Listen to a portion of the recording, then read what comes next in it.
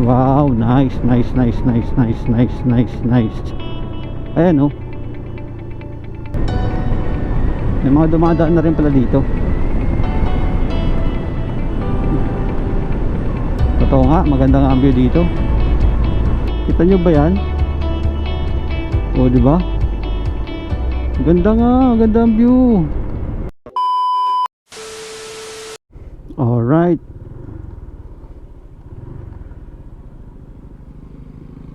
Gumaka Bypass Road, light vehicle. Ito yung nakikita ko lang sa mga ibang vloggers na maganda raw dito. Mas mabilis ang ruta, saka maganda ang view. So tayo naman dadaan ngayon para mapatunayan natin kung totoo nga yung napapanood natin sa kanila. So andito tayo ngayon sa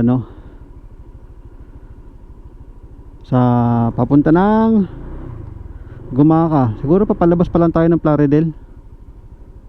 Tapos ito, bypass. Hindi ko pa ito nadadaanan, kaya ngayon natin dadaanan to. Alright, tingnan natin kung maganda rito, gaya nung nakikita natin sa ibang mga vloggers. Let's go! Orasan natin 10:45. Hindi naman tayo magmamadali, pero subukan lang natin orasan. Dati dapat dadaan na ako dito nung last na uwi ko, kaso maulan. Napapansin ko sa kanila, sa mga video nila, may mga part na lupa pa, hindi pa tapos, kaya hindi ako dumadaan dito. Ngayon maaraw naman, kaya subukan natin daanan para makita natin ang kondisyon ng kalsada, kung tapos na ba talaga, sa kung talagang maganda dumaan dito dahil sa magandang view. Alright,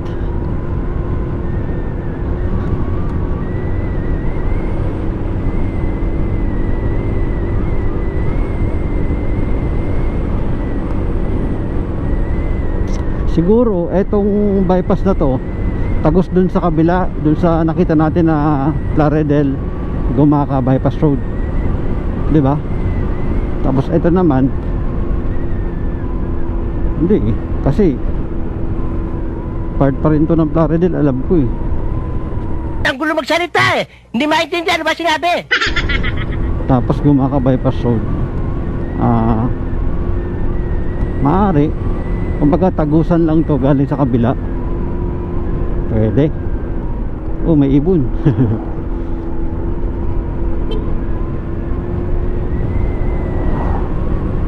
So far so good, maganda naman ang kalsada. Yun oh.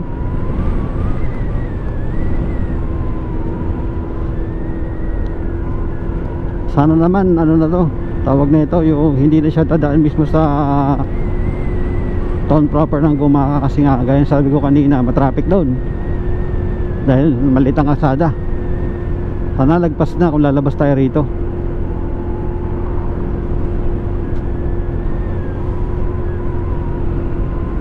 Paakyat siya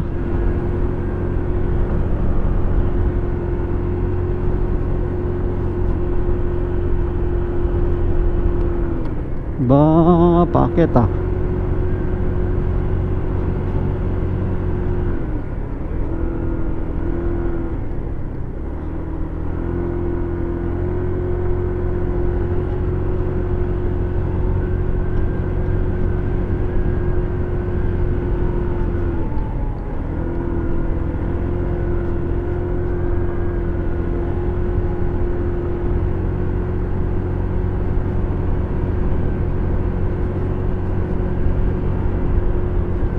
at patuloy pa rin umaakyat.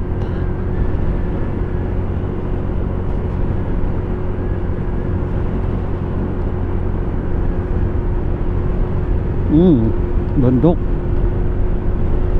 daan pala to ng bundok, dahil kung doon ako dadaan papunta ng town proper ng Gumaka, patag lang doon eh. Ito paakyat.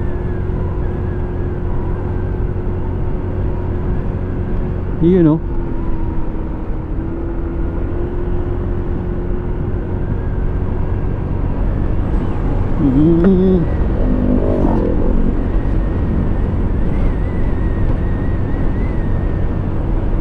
Ayos ah, bakit ah?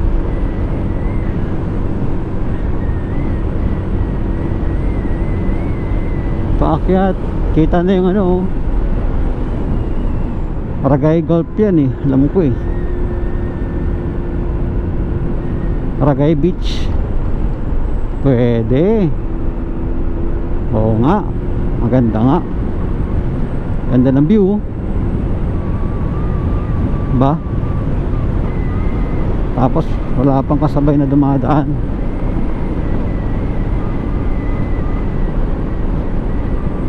Ngayon, ang iisipin na lang natin kung tapos na ba talaga yung kalsada na naputol. Kasi sa ibang video may part na hindi pa gawa, hindi pa tapos. Kaya pag umuulan maputik. Wow, nice. Ayan oh. Ayan, diba? Nice. Wala eh. Nice. Tandaan lang. Yeah. Dahil slide ka dyan, grado.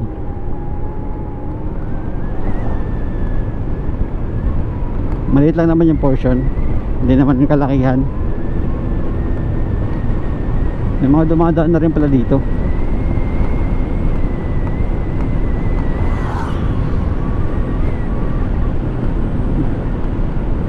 Totoo nga, maganda nga ang view dito. Kumbaga yung ambience niya maganda, maaliwalas.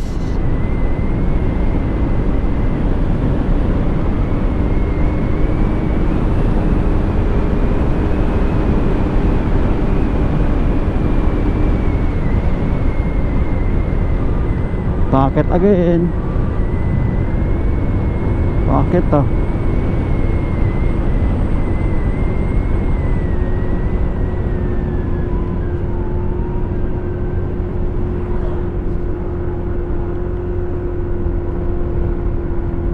I-rate natin to mamaya pagtapos natin daanan. Kung gaano nga ba siya kaganda para sa mga dadaan dito. Tapos kung okay ba yung view. Ganun. May pa-rate pa nalalaman. Butet. Ano yung dumadaan ng mga rider.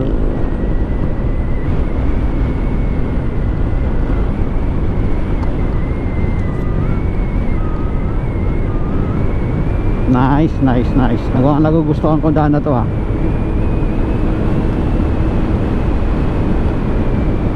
Ang problema lang kung may part pa hindi tapos, kasi nga lupa. Sana tapos na lahat para convenient naman yung biyahe.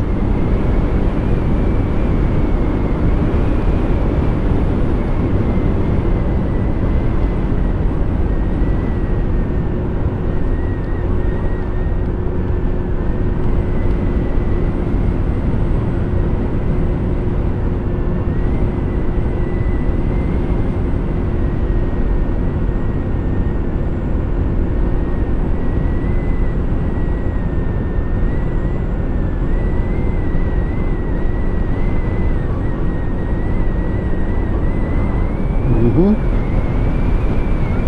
7 minutes na tayong naglalakbay sa kalsada na to. So far so good naman, maliban dun sa maiksing rough road at mabuha-buha hangin.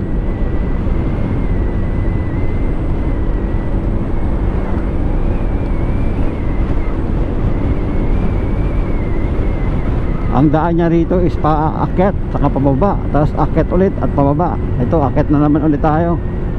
Pangatlong akyat na to eh.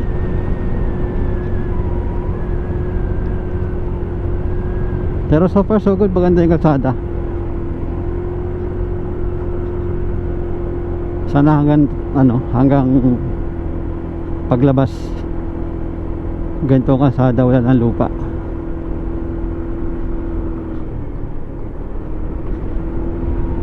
Baba ulit tayo.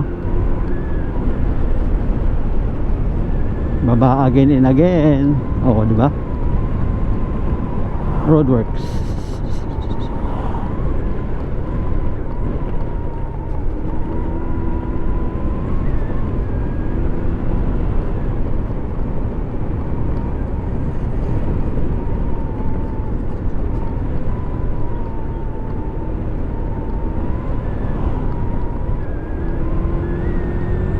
Yun o. Nakaw, may namumuong maitim na ulap sa parteng to. Yan sinasabi ko, kahit na mainit, may mga ulap na madidilim talaga. Minsan umuulan eh. Akit na naman. Akit again. Tagos nga yun sa kabila, ang papi. May intersection doon, malamang doon yung galing sa una nating nakita na Clara del Gumaca bypass. Tagos lang siguro yun, malamang. Ito, pang-apat na akitan natin to. Grabe, wala nang power si click.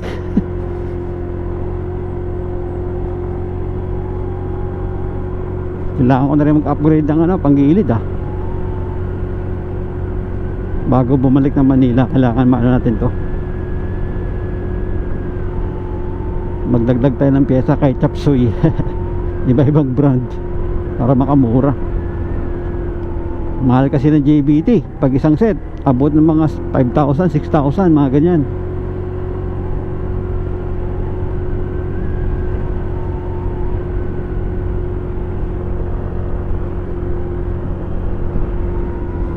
Alright, ang akit na ulit tayo.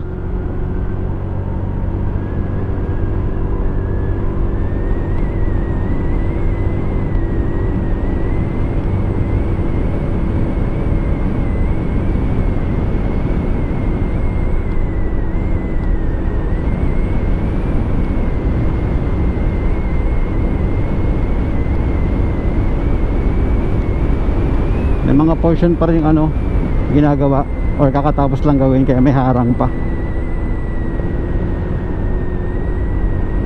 Nice.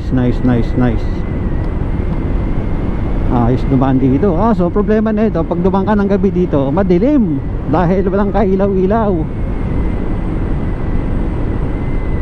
Lalo na pag wala kang mini driving light or auxiliary light. Kamote ka dito. Medyo prone siya sa agaw motor pag nagkataon. So, talagang yung liblib. Oops.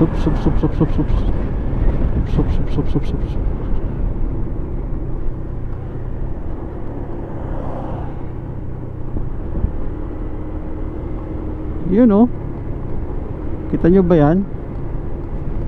Di ba? Ganda nga, ganda ang view. Oo. Ganda view dito Pwede, may potential tong daan na to. Ito, yung kalahati hindi pa tapos, lupa pa. Meron siyang 3 lanes. May 4 lanes na half lang. Hindi dire-diretso, tapos balik 2 lanes.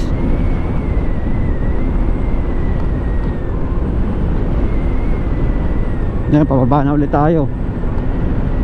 Up and down ng dito, daan. Up and down. Pero ito may ambience. Napaka solid. Kung ikaw ay isang nature lover, ma-appreciate mo tong daan na to. May potential siya.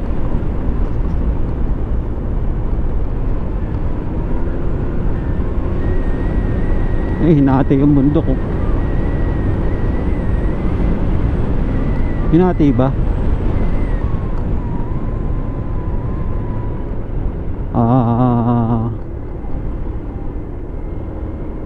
Hindi ko alam. Tapyas o quarry yata yan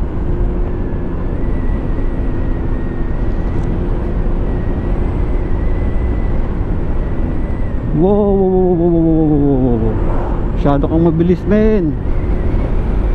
Tinatakot mo yung kasalubong mo.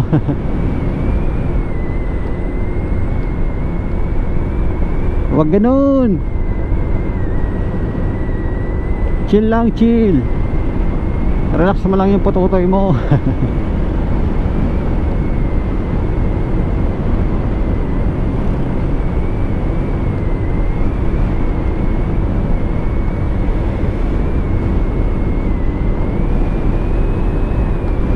Buti na lang, marami pa akong gas. Dahil kung dito ka mauubusan ng gas, nako, tulak malala. Dahil malayo-layo din pala to bago makalabas. Kailangan full tank ka dito para hindi ka magka-aberya. 500 meters Petron. O mukhang lalabas na tayo dahil may Petron na rito. 500 meters daw.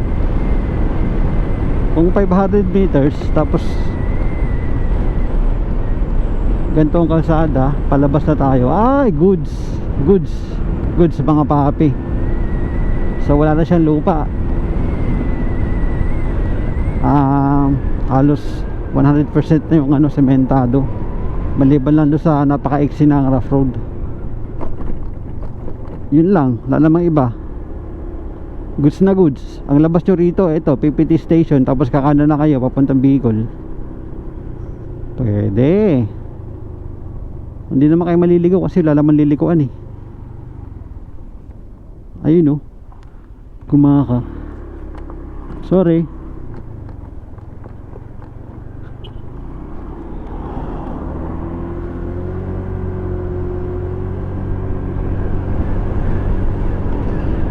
Ay, ito yung Petron.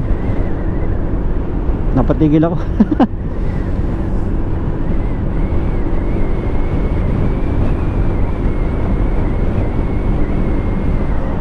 Ayos. Maganda yung daan mga papi. Kaya yung mga nagbabalak umuwi ng Bicol saka ano lang 10:45 tayo na gano'n, diba? O, halos 15 minutes lang nakalabas na tayo. Lagpas na ng gumaka.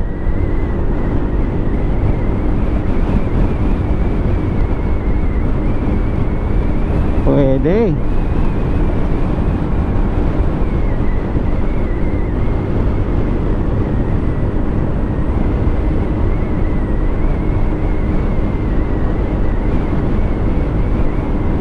Nalagpasan na natin yung ano ng gumaka, yung town proper.